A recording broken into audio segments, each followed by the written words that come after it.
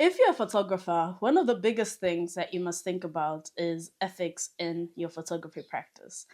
Well, ethics is generally understood as the definition between right or wrong, or the principles that guide our understanding of whether practices are good or practices are bad.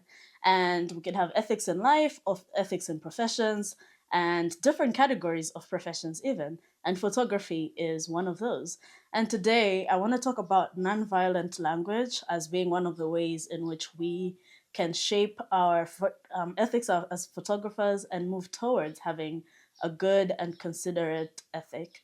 But first, let me start by defining ethics in photography. To define ethics in photography, I would like to borrow from photoethics.org, which is an incredible resource, but also a podcast for photographers. And they talk about different considerations photographers need to make. And this is a definition that they have around ethics in photography. Photography ethics encompasses many things. It is about being respectful, gaining consent, and representing people with dignity. It is about the selfies you take, whether you edit them before you post them to social media. It is about filming a stranger on the train and whether you ask for their consent before sharing it in a group message. It is about pausing to think about the impact before you click shutter or the share button. Ultimately, photography ethics is about power. It is about understanding the power that you wield when you make and share visual media. And it is about choosing to wield that power responsibly. So what I love the most about this definition of photo ethics is that it includes the biggest thing, which is power. And if you're someone holding a camera in a context like mine, which is Malawi, Africa, already the camera has been used as a tool for violence throughout history, right? Whether in the beginning, the introduction of it, where colonizers would come and use this archival form of um, photography to justify the narratives they were telling about the people they were oppressing on the continent. Or whether be it if it's in the documentary nonprofit world, where you see those images of Africa that are exploited and taken sometimes without people's consent, without people fully understanding what they're consenting to, without people fully understanding the commercialization of the photographs that they're taking. And all of these things are things that have harmed the people that we collaborate with. And so anytime you step into an environment, you are already in an imbalanced power dynamic. And collaboration thrives when there is equality and balance, right? Mutual understanding, equality, respect, and balance. And as a documentary photographer, earning the trust of my community is probably one of the most important things I could do as a collaborator.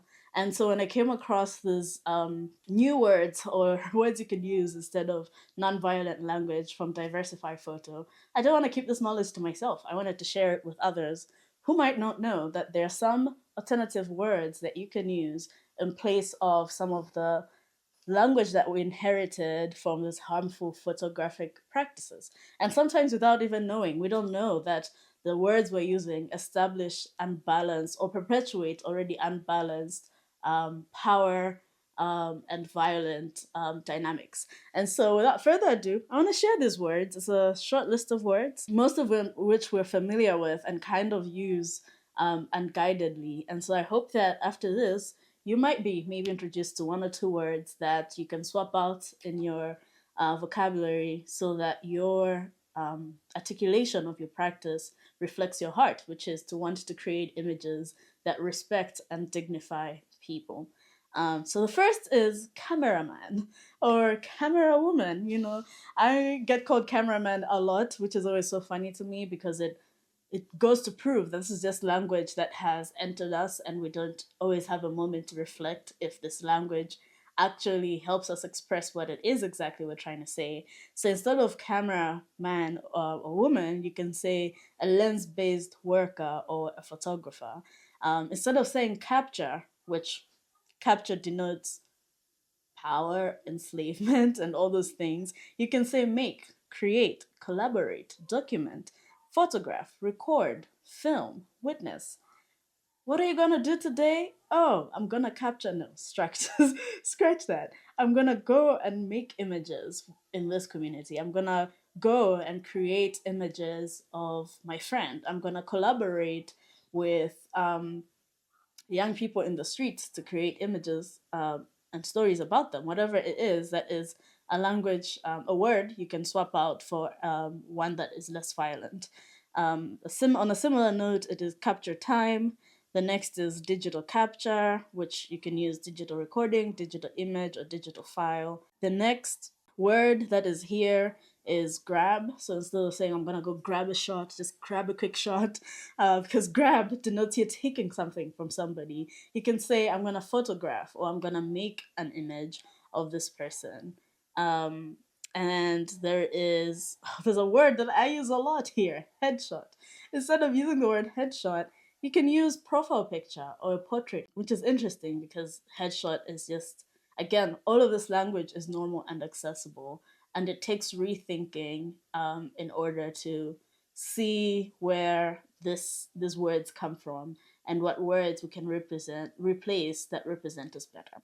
The next word on my list is this one just says just a photographer, and it just says don't say it. Just don't say you're just a photographer, especially because photographers bear witness and the camera carries a lot of authority. And in a lot of times, especially in the world of documentary photography, you get to have the word, you get to be the one, the trusted witness, the one people believe because you have a real life image. So you're not just a photographer. You don't just get to sit on the sidelines. You're participating in the making of this image.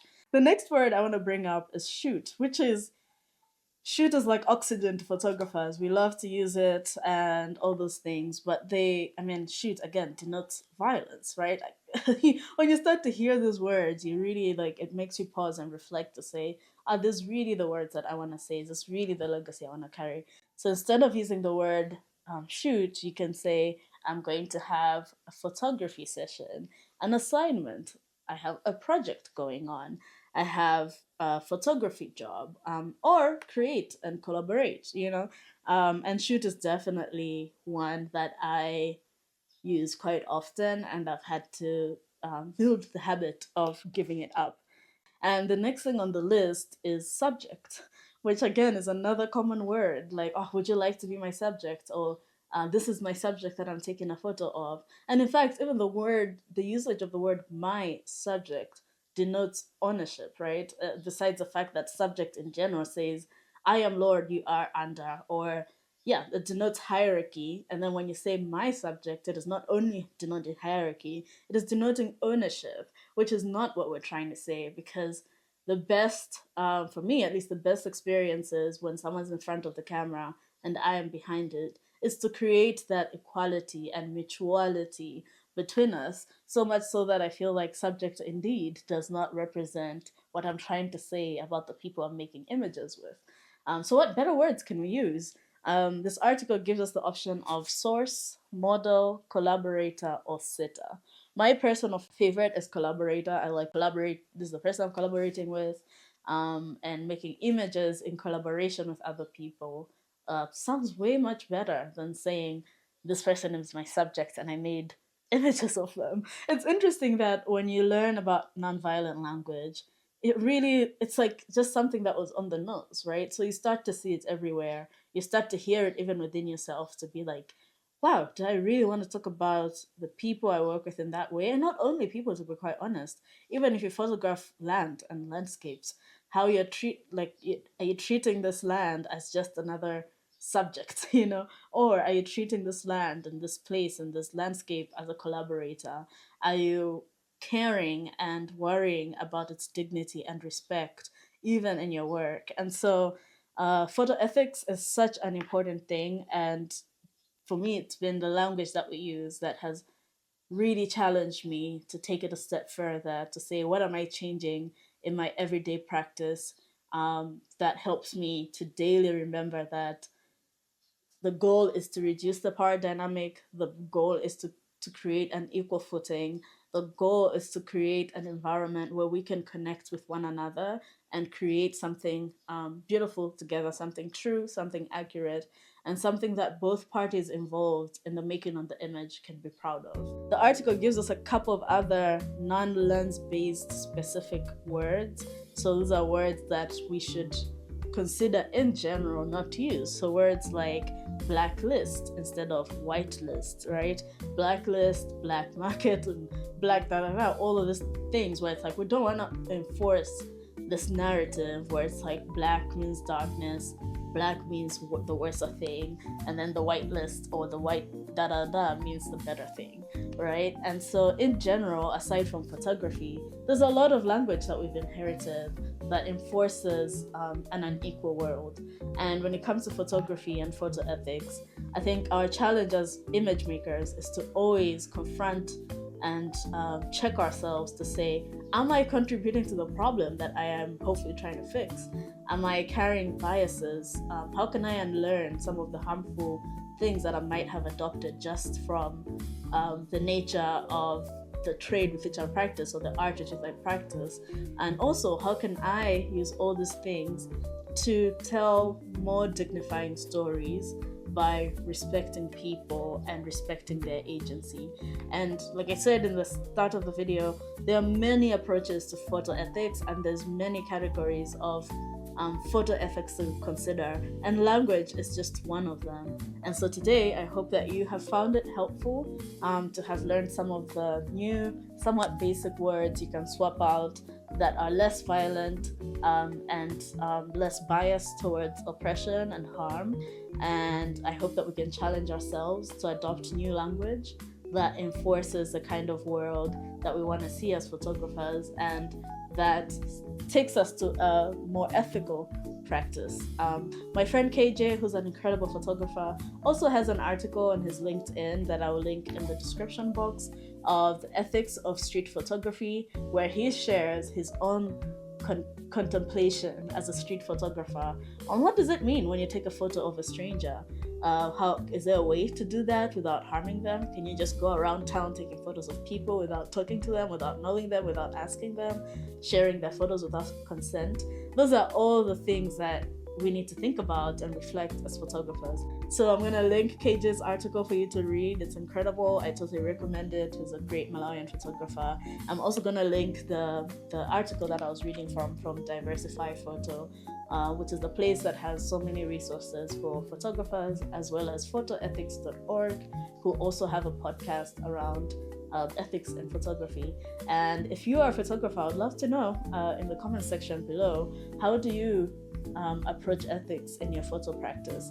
And if you are someone who's not maybe a photographer but collaborates with others, what makes you feel comfortable to trust people to take photos of you? What are some ethical considerations that you wish people were making in their photo practices as someone who's on the receiving end of it? Let me know, and I hope you like this video. Until next time, peace.